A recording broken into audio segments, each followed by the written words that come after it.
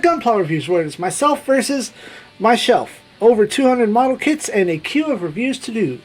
Today's challenger is the final challenger in this section, at least until another boss comes up. The EFSF Prototype Attack Use Mobile Suit Gundam F91 Clear Afterimage Effect version from a Gunpla Expo. The box says 2014, but the original model kit is from the year of our Bandai Lords, 2013. He is a nice boy. He is a good boy. He is a very shiny boy. But the manual is nothing special. The standard warnings and runners begins with torso construction here, which goes into the head. Interesting helmet swap gimmick going on there. Followed by the shoulders, going into arms and torso, followed by legs and then feet. Finally, the correct order of construction: legs then feet, not feet first, but I think that's a matter of arranging. And we get to the waist, side skirts, assembly, and then into the weapons, as well as the VSBR handling. We have a very clearly obvious standard front to the model kit, as well as the back with our color guide, CG renders, as well as images of the fully done model kit and gimmicks. Our color pages inside include more detailed information about the mobile suit itself, as well as the final construction for the beam launcher, beam rifle, weapon assembly, shield attachment, beam sabers, and swapping out the radiator fins. Which makes me realize I think I need to grab that piece, unless... Yes, I made sure it was already attached. Cool. I'm usually pretty good about that kind of stuff. So we have here our nice and sparkle boy. We're going to get in there as close as we can. He's literally bumping on the camera to show you all them integrated sparkles. Clear with sparkle parts. I'm sure it would have cost a lot to make stickers to that effect, so it's obvious. I can understand why they would use regular stickers, which are, you know, the F and the 91 on the chest, obviously the eyes and the camera. But then you've got these little knee pads. They could have just been like sparkly yellow stickers. There's one on the elbow over here, and then these big ones that go across the VSBR. That's like, I really wish they could have made stickers for that. It's like exclusively for those. That would have been neat, but production costs, complications. I don't know exactly how stickers work. If y'all in the comments know anybody that makes custom decals, I would love like clear sparkle decals just for my F91 and for the VSBR. Well, the F91 can stay, but the kneecaps, I would really like to change those out. So, the important parts. Articulation. The head can get his head around. We get the classic Exorcist rotation. Up and down. And a bit of head bob action. At the arm over here, we go all the way up with the shoulder before the arm goes even higher. So that's some goddamn movement. Because it's got a very interesting hinge system going on. We have a ball joint in the torso, and then the open side is on its own hinge, followed by the arm's own hinge. The arm, of course, unobstructed all the way around. You do have to mind the VSBR back here. At the arm, we get just over 90 degrees, pretty standard. At the waist, we get full Exorcist rotation. But we get a little bit of, like, because it's on a ball joint, you get a little bit of rocking in there back and forth. Skirts can be separated. They go up so high. Side skirts. So with the skirts going forward, let's get a kick forward. And then kick. Not much kick backward going on there. Followed by one bend at the knee. And a little more. Very nice. Feet are standard. You get the wiggle side to side. You get a forward tip and a downward tip. Almost pointed completely down. Very nice.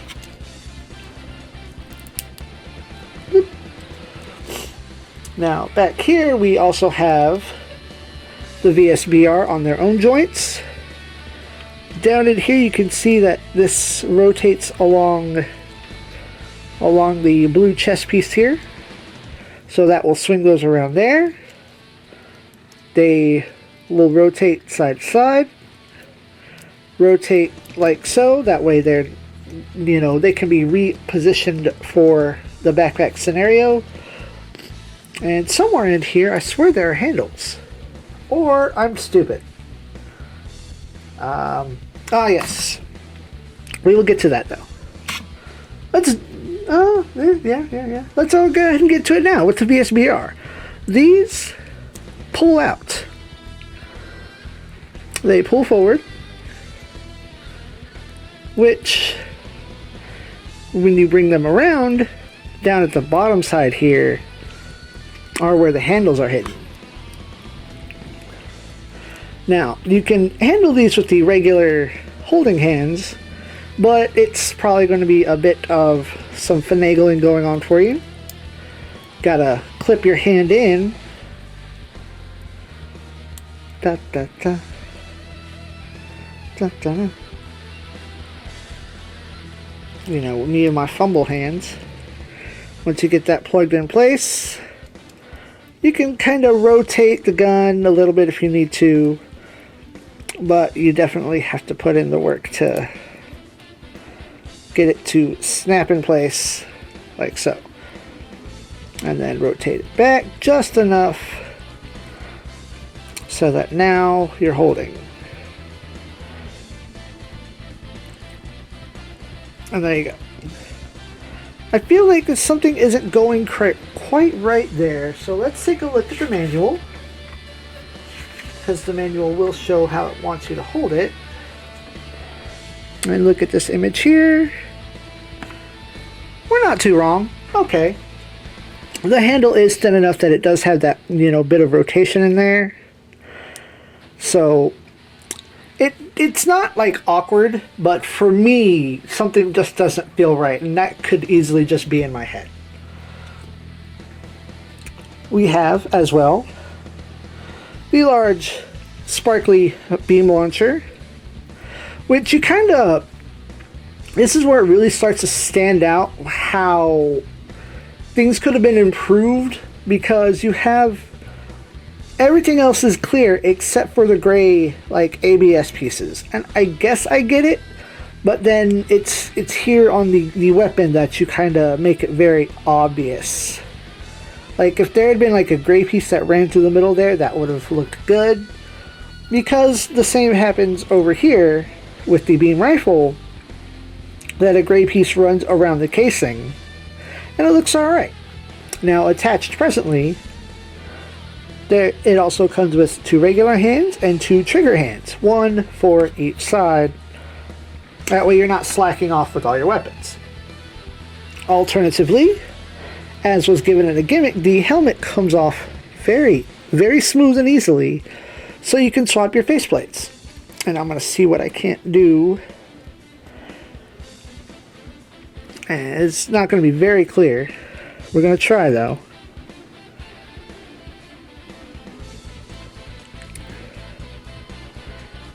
Nope, it's focusing more on my fingernails than the piece. There it goes. You can't see it here, but this head is the open vent mouth. And then this head, where the eye sticker has nearly come the heck off, This one does not have an open vent mouth. How did that one come in so much clearer?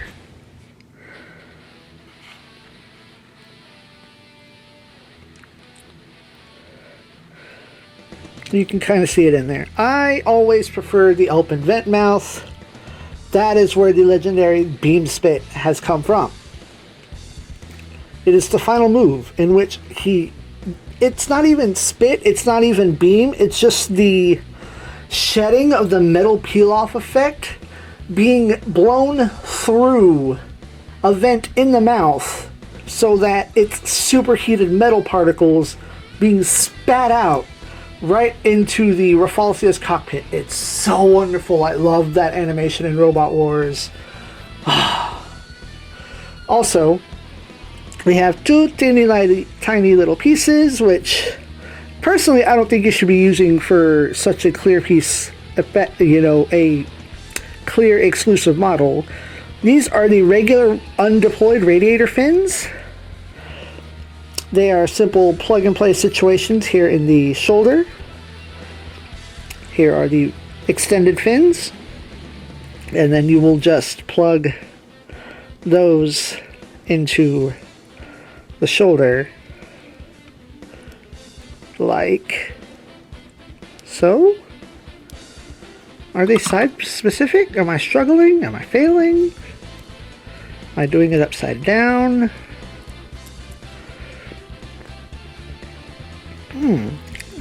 I am unsure what I'm doing wrong here. Okay, I was just failing. There we go. They slide in like so.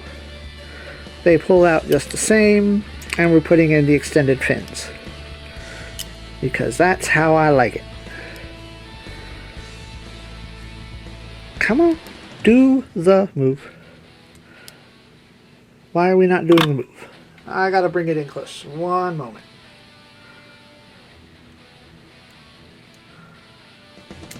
There it goes. Back in place.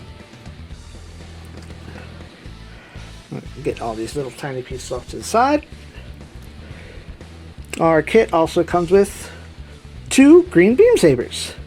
The handles are sparkly. They really missed out on not making the effect parts also sparkle, but that's the same with the stickers, probably a production situation. They simply slide right into the hand right there. And lastly, we have our shield piece, so this elbow cover will come right off. And we have our beam shield, which once again missing out on sparkles. But that this is its own extended piece that fits right in through there. And then that plugs in to the arm eventually. Like so.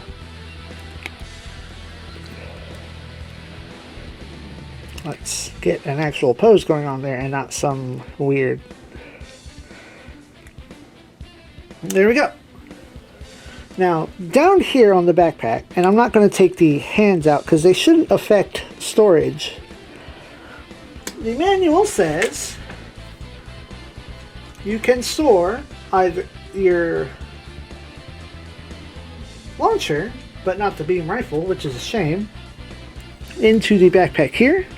You see there's a plug right here on the top, and there's a plug right here at the waist. You will simply bop that in, assumed that it will slide in place correctly. Something feels like it's stopping it. Oh, no, it's in there. I think just the VSBR was in the way. So there's that. The VSBRs would be in the back, and then you have your beam rifle in your hand. There's nowhere to store that except in the hand. The beam sabers don't store anywhere, and there's no extra place for that shield. Now, as we can see here, the shield has come loose from its mounted position. It will if you bump it, but it tends to stay in its place all by itself. As, of course, I push it down again unintentionally. So, we have In general, the F91, ZEON says, fund it. It is a very nice, albeit small mobile suit that does a lot of really good engineering things that I didn't see carry forward.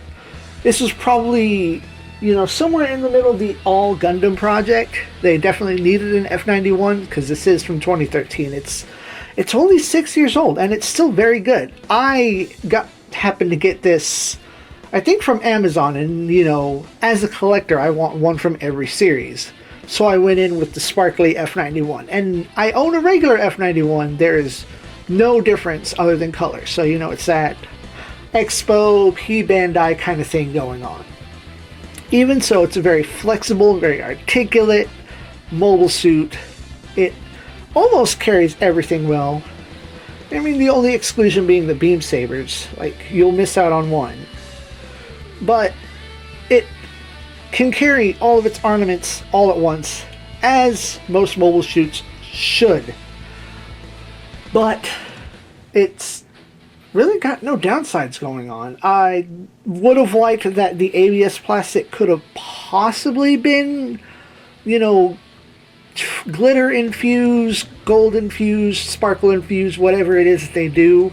I'm not sure if other kits nowadays do that, but it would have been nice. But I'm nitpicking. I'm being picky. I'm trying to find... There's really not anything to complain about. I'm over here trying to be, unbiased, but it's good. It's great. It's a wonderful high-grade mobile suit. Get you one. I wish they just made more of them. Find them out in the wild. And I thank y'all for watching. And as always, SIEG ZEON.